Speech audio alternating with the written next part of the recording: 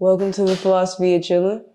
I'm your host, Don't Let the Connect. And as you all can see, and if you're listening, I'm not here by myself. I'm joined by somebody else, and I'll pass it off to them so they can introduce themselves. Hi, I'm Paging. I am a movement artist, filmmaker, and I love all things arts.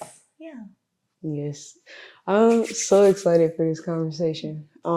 So I met you when you were doing a videography film project, and the way that you were capturing the movements, especially when you were in the dark, I was like, wait a minute. Like, that's amazing. And I knew, okay, I was like, all right, I know she's busy. Let me ask just to see where it goes. Because I knew there was a conversation that could be had that could be like crazy evolutional. So I say all of that to say, after looking at your portfolio, getting more in depth with what you've created and what you participate in, the theme that I wanted to go through today was just multicultures in general. And the first question that I wanted to ask you, before anything else in regards of like what you do today, when you were growing up, what was the day that you realized, or how did those emotions actualize themselves in you to recognize like creative dance, like these avenues are how my emotions can like speak through?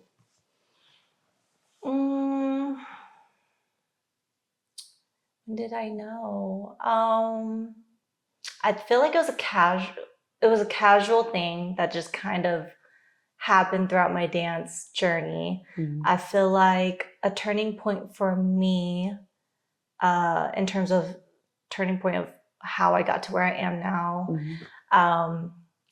There is a group back in my hometown, Sacramento, called Nightwalker Sessions. Mm-hmm. They're all about putting on street culture and bring that to the forefront. And so Brian Dang, my homie Brian Dang, that's his group. Mm-hmm. He hosted a battle night and he had me come out to battle.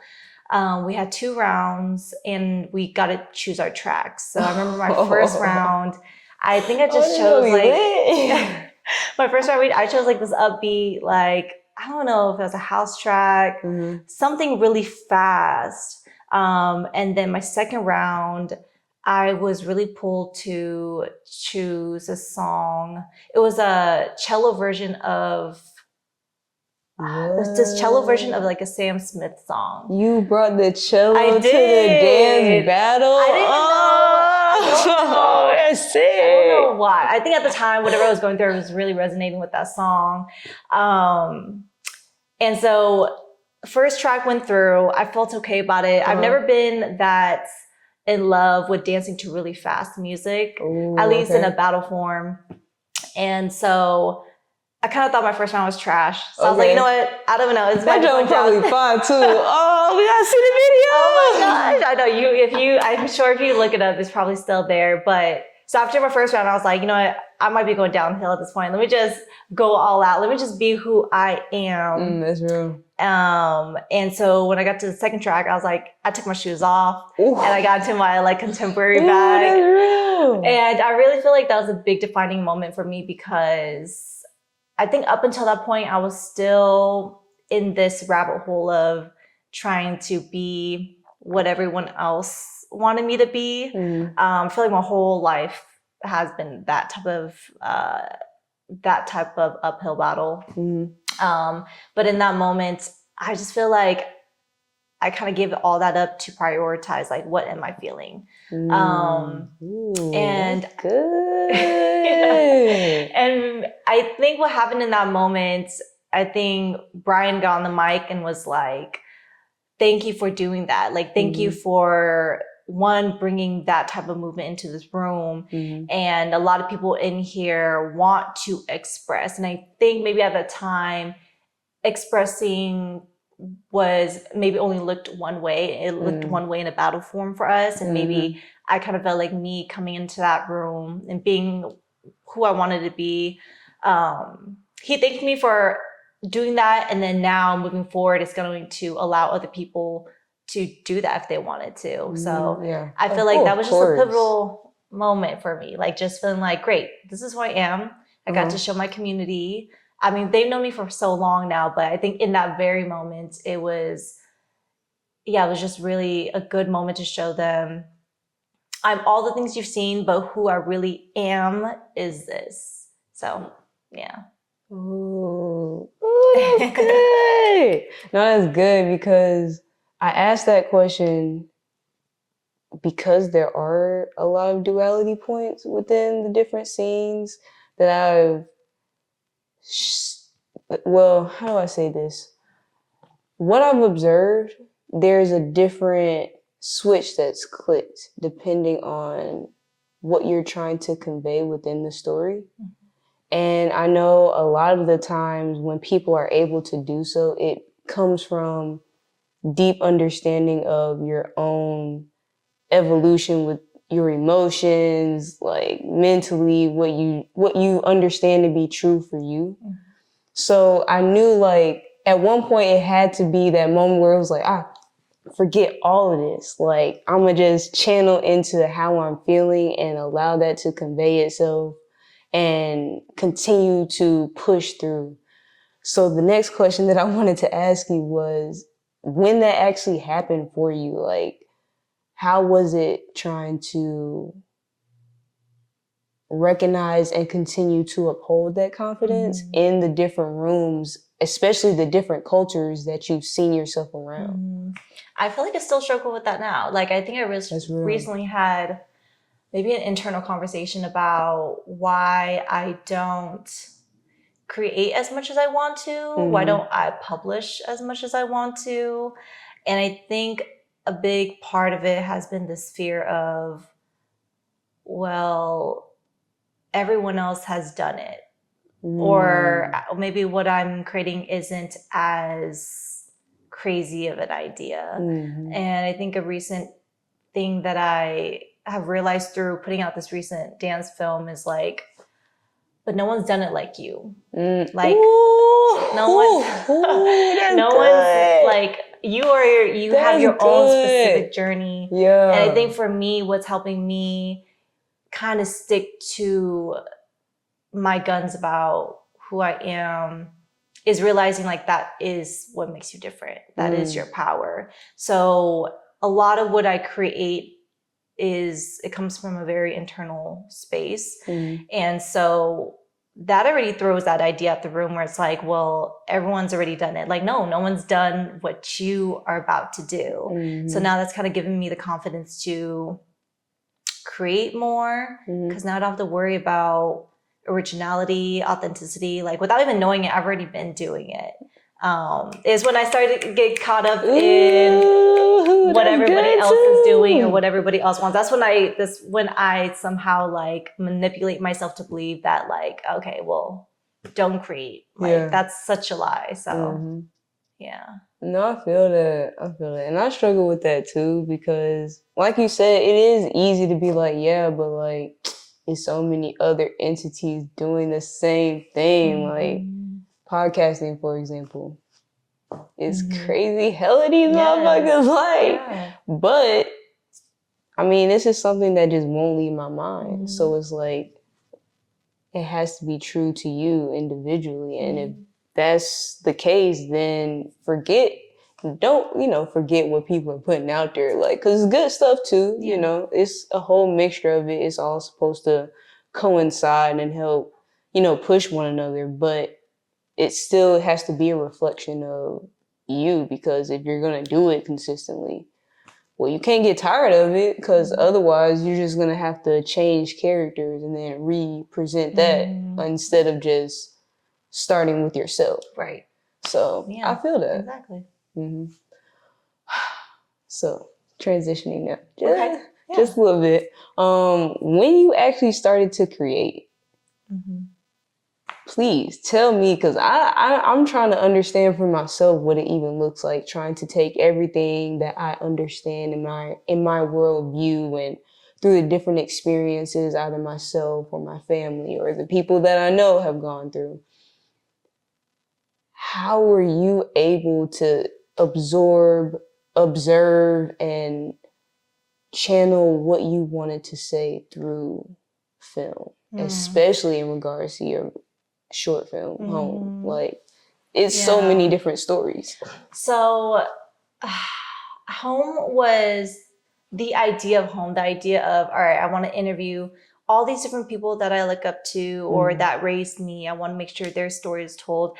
I thought about that back in like 2014. Like, I originally was like, oh, let me put out annual or bi-monthly newspaper or something like that. It started off with that, but the intention was I want to put people on. I want people to know about these people I care about.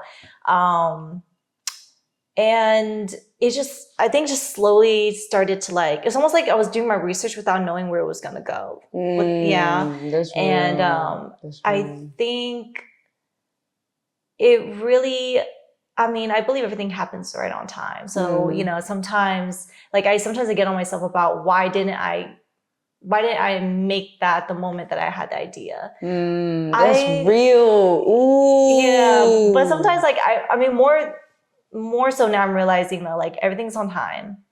And if a vision doesn't happen now, I just have faith that it's because it's not time yet. So when I was doing Home, my first short film documentary, it was just like really divine timing. Like by that point, I had already felt like I met all the people I wanted to include in it. I finally had some funds in place. I finally just had a good outline for it. But asked me that like a year right before I started filming it, I wasn't ready. And so, so, you know, when I started thinking about how I was going to do the film and how I was going to get these ideas out, I still did not know how it was going to turn out. Like I maybe had a good outline, but what I've realized through all my films so far is that you can have an idea, but you have to be very flexible enough to just allow it to become something that you don't have the capacity to imagine right now. So, you know, I mean, that was really hard for me to accept at first because I'm very much like A plus B plus C all the way to Z. That's facts, though. I'm like 1 plus 1 should equal 2. But I'm realizing that like my best art comes from immersing myself in it, just doing what I'm supposed to do, and then God will finish the rest. Like that's literally. Because mentally, the logistics gotta do what they supposed to do. But then the creative side be like, nah, you ain't seen this before yet, though. So I get that. And I would say like for Temporary, my latest dance film, everything did go according to plan in terms of like, I remember I made a treatment plan of all the costumes, all the places, all the characters. And I was really amazed by how I was able to bring all of that to fruition. Like everything looked like what I imagined in my head. So I was really thankful for that. But when I got to the editing portion, the film ended up taking a turn that I didn't even know it was going to do that. And, you know, through editing, you start to realize like, oh, maybe you don't need the scene. Or then you realize like, oh, actually I need to give more context behind this scene. So really all to say like, it's like I said, you show up, you do what you're supposed to do, right? You show up prepared and you think all the things through. And then you also leave space for just like magic to happen. Yeah. Ooh, that's good. Yeah. Dang. Okay, just a personal question, just because you said that. How did you know to trust what it was telling you? Because I feel like I have no other choice. For example, facts. For example, like that. When we met at Resonant, right? One thing I learned with production is like overestimate time. Yeah. So facts. I learned that after the fact. So after being at Resonant, I was like, because we were really pressed on time, and I had already like purchased another hour or whatever, and I was like, all right, bet it is what it is. We left the studio. We were outside. I was talking to my DP and I was like, girl, we forgot to record the ending, right? The ending to like pull it all together. And I was out here and I was like, okay, wait, how is it going to end? And I was like, do we just book the studio again and recreate the space? And again, like at the point I was like, I run low on my money. I ain't got no more money. My dancers are booked and blessed and busy and they don't have any more time. And so, you know, I was just like, let me just start editing and see. And so me and my DP eventually were like, what if it ends in this way? This in a certain way that I had no idea it was going to end this way. Like I never thought about this until we were kind of forced to that corner. And again, it's just to say like, I had no other choice but to like give into how it was supposed to really turn out, not the way that I planned it. That's thanks. Yeah. That's what I learned. I was like, you can only control so much. Control your controllables. After that, leave it up to God. That's facts. No, I feel that because it's definitely been a couple times where it's like everything's planned to a T. It's running smoothly. We think we feeling it. And then once you get out of it creatively, it's like, oh, wait a minute. It's just like, oh, so wait a minute. Like, and as a filmmaker, like you get better at it as you create. Like there's not enough planning, whatever. Like I think just the culture, the essence of it is like, because it's always something new. Yeah. Like even you can have everything materialistically, all the equipment. Yep. And it'll be this little small bump that you ain't never seen before. And these are seasoned professionals. We done did this before. Yeah. Yeah. But that's kind of like the beauty of it. It's exactly. Whether it's there to push you, to challenge you, to make you think differently. I've always loved very raw elements when it comes to art. So like dancing, I love choreography is nice, but I love a freestyle. I love watching people literally take the moment and move. Yeah.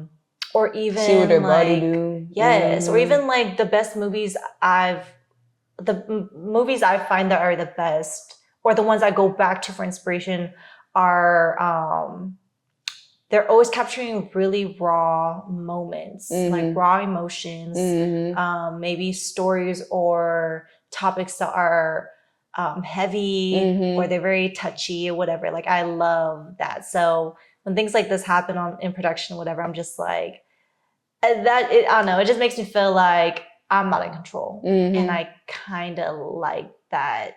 I like being humbled. Yeah. Ooh, I feel that. That's amazing that you just said that, because that kind of goes into another question I wanted to ask you. And really, it comes from just the excitement I feel when I do touch or am around like powerful projects, and they create like those goosebumps. And it's unexplainable, but the note, like the ambiance that was created for that scene to kind of have this power to it. And I see that for yourself, you're naturally gravitated to it. So I wanted to ask you, like, how did you really overcome and unlock the vulnerability that you portray into your artwork and your pieces? Because it's so evident, but at the same time, it's kind of like amazing at how controlled it is. Does that make sense? Ask the question again. There's so much to it. No, my bad. I heard vulnerability. Okay, yeah. So basically, how did you get comfortable with one, overcoming, conveying your vulnerability within your art, and then two, just like displaying it? But what I've noticed is like when I see you in your element, like I can see you completely immersed, but like there's a hint of it to where there's control to it too. So it's not everything all at once, but it's like, I'm gonna give you a little flavor and then show you what I do. Well, honestly, like I mean, the first thing that comes to mind is like, I feel fake doing anything else. Yeah, like, I feel like it's the most natural thing for me to do, to be vulnerable. but at the same time, I'm realizing as I get older, it's also one of the hardest things too. Like I feel like there are things that have to be in place for me to get to that point of vulnerability. But that part of me is really wanting to get out all the time. That's real. What was the second question? Well, second question, I mean, you welcome the fact that, yeah, it does create these feelings in you, but you also control it a little bit too. So like, does the control, from your perspective, does the control feel like, does it feel like I'm holding back? Or does it feel controlled in the sense of like it's organized, it's composed? Yeah, I would say, because I wouldn't say holding back, because you can see in your eyes you're fully immersed. Like, and what are you referring to? Are you referring to? Well, you're dancing in general. Dancing, okay. But I mean, it conveys also in your artwork as well, like your videography and even some of your photography. I saw a little bit of it, but some things that I saw was just in capturing the moment. There's, let's say, subtlety to heightened details, if that makes sense. Like the details stand out and you can see it, and they have their own sharpness, but the surrounding elements will kind of be a little subtle, so it's easily digestible. Yeah. Does that make sense? Interesting. I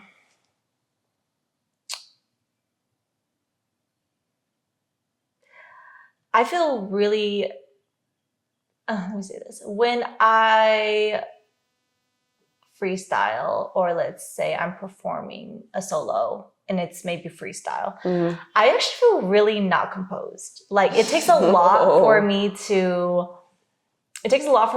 control my breath, and to feel like I'm not just flailing around. But the truth is my emotions are just that. They're very like, I see that. In my mind internally, it feels chaotic because it feels like, oh, here's my moment. I can finally say what I want to say. So when I leave that moment, I'm like, all right, that was a mess, right? Yo, I feel that. I guess like, you know, you're not the first person to be like, yo, like, how did you do that? And I'm like, how did I just look a crazy mess? And they're like, no, like, how did you just like say what you wanted to say? And I'm like, oh, okay. So I guess I said what I wanted to say. But I think emotionally, I guess when you get things out, it feels like you're just talking. Yeah. So I guess maybe it comes off like controlled because I would imagine it's because I know what I want to say. Versus had I not had a theme or a point or like a direction where I'm trying to go, it would look like I'm just going off for no reason. But maybe it's because along with being able to be vulnerable, my intention is what helps control it. Yeah. Oh, that's real. Maybe that's what it is. That's real. Yeah. I love that. And honestly, like, I feel the same way because people will come up to me and they'll be like, oh, whatever you said, like, XYZ helped me. And I'm like, what did I say? Yeah, I blacked out. I'm grateful to hear that, but like internally, whenever I'm called to speak, it's like I'm so nervous. On the inside, it's like So to understand, like you also, it's like this, but it's coming out like this smooth, clean. Like we love that. Yeah, that's good. Man. It's an amazing feeling. In Sacramento, a lot of my career there was in freestyle and being in the freestyle community. And man, like being here in Atlanta, I don't get to dive into that as much. But I feel you. I love that that's where I started off. Like I love that what I started off was, or at least a good part of my foundation is that I got to be so free and people wanted to hear and people wanted to see that. So yeah. And this is, I love it when the guests speak on things that I wanted to ask next. And I promise you this is going to be my last question. Then we'll go to the end of the interview. But I specifically wanted to talk about multicultural with you because I know you've been in so many rooms. Like, I know there have been inspirations poured into you at every level.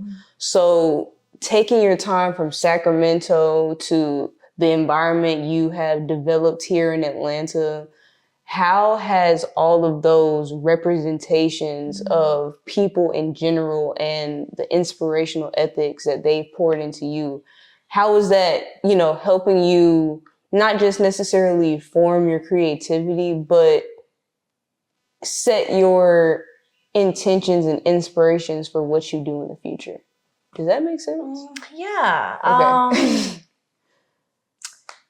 I think initially creating dancing was for me. It was because I needed to feel like I can create my own identity. I needed to feel like I belong somewhere. I needed to feel seen. I needed to feel like I mattered. I think growing up in the community I did, very diverse, people of color, all of that. And then, then I moved to Utah.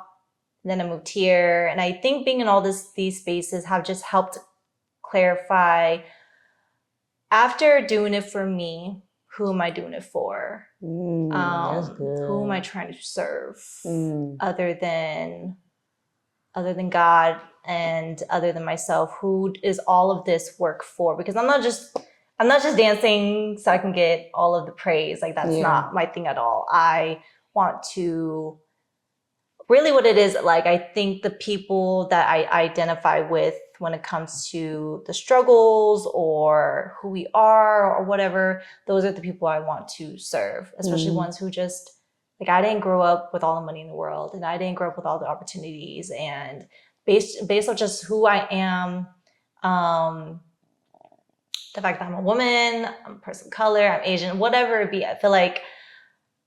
I feel like I want to serve people who are going through those struggles too. So I think being in the spaces have just given me the, how do I say it? The experiences I need to know, how do I serve these people? Especially being here in Atlanta and then wherever else I'm going to go. Like, I'm watching and I'm seeing, like, all right, when I step into a leadership role or some sort of role where I can give, what are the things I need to consider? From a multi perspective. Yes. That's good. We love that too. Dang, I have so many more questions that I want to ask you, but we got to get to the end of the interview. So typically what I do is I allow for you to ask me any questions that you might have for me, whether it be pertaining to the topic of conversation today or anything else you have to say. So the platform is yours.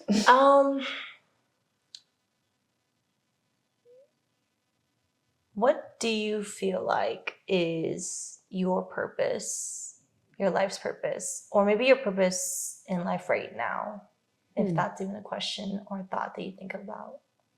No, that has definitely crossed my mind many times. And I still feel like I'm discovering that for myself, but I'm at a point now where I can recognize how other people are trying to reveal it out of me. So like I was telling you before, there was one episode where we talked about responsibility, and even in that interview, they were like, what do you feel like is your gift? And I was like, I don't know. Like, they was like, like, I'm gonna call you out, And I was like, dang, What is your speaking. gift? Okay. Yeah, so it's the thing that makes me the most nervous to do, but it won't leave my brain. Like, if I need to say something to somebody, like, I have had to literally break the shell of, like, awkwardness, like being scared and fearful. Like, no, I just be like, hey. Yeah, it reminds me of how people say, like, there's that quote that says, like, the thing that scares you the most is probably what you need to walk towards the fastest. And I would say, I feel like, I don't know exactly what it is maybe it's creating that scares me the most. Maybe it's dancing. I don't know. But I have this, it says, she who is brave is free. And I do not like being scared of anything. Yeah. Like, I That's could be me God too. fearing, but other than that, like, either I don't want to be scared of anything. So I go towards it. And maybe that's what is happening for you. Yeah, I think so too, because even recently, like, someone asked me the question of, like, what are you afraid of? And I was like, being on this earth and not doing what I'm supposed to while I'm here. Yes. That's what I'm scared of. Yes. Like, I don't know what my past life went through. I don't know what the religion telling you, but look, for me, if it's on my soul and if it's not leaving, we gotta move, because it has to get out and it has to be comfortable and it has to be peaceful. Because when it's not, like, nobody's happy. So, like, let's not add to it. We can, try to grow with it. So that's the best way I can answer that question. It's still growing, and I know it'll define itself even more, but right now my main focus is, let me just be aware of what I need to work on. Not be scared to work on it. Go through the different obstacles to get through it, and then if I'm going to maintain this commitment, make sure that I'm being respectful to the vessel that I've been given. All right, last question. One word to name the season that you are in right now. That's an important thing to know. That's a good one. Ooh, one word? One word. Wow. Okay, wait. Okay. Dang, one word to describe the season? Dang. Wow. Okay.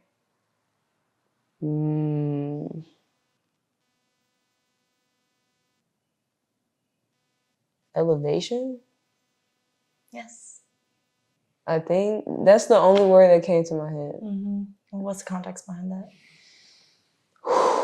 Like, it's been so many ups and downs, and just trying to figure out how I'm moving in this purpose of life I've been given.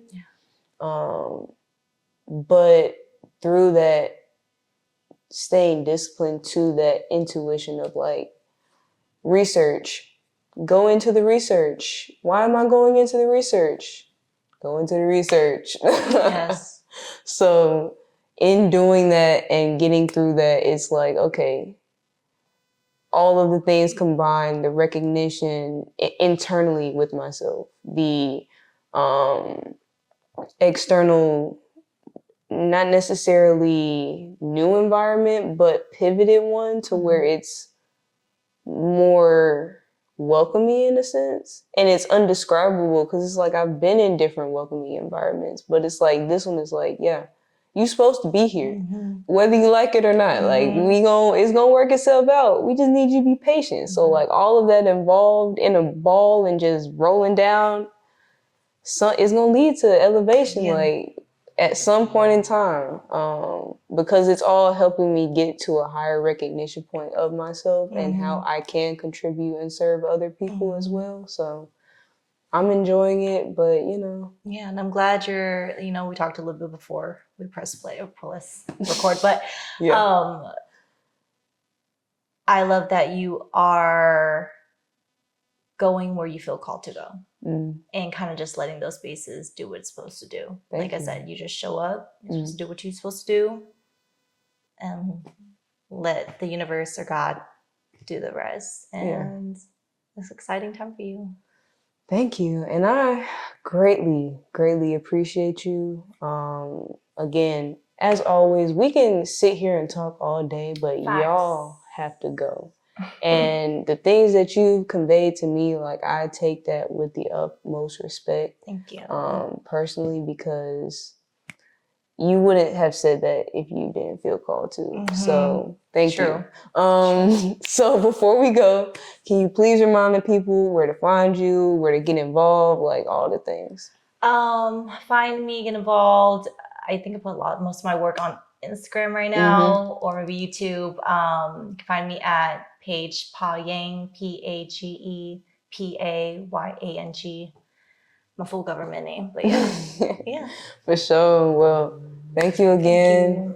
This has been a great, amazing episode, and so happy to have you. Thank you. We out of here. Peace.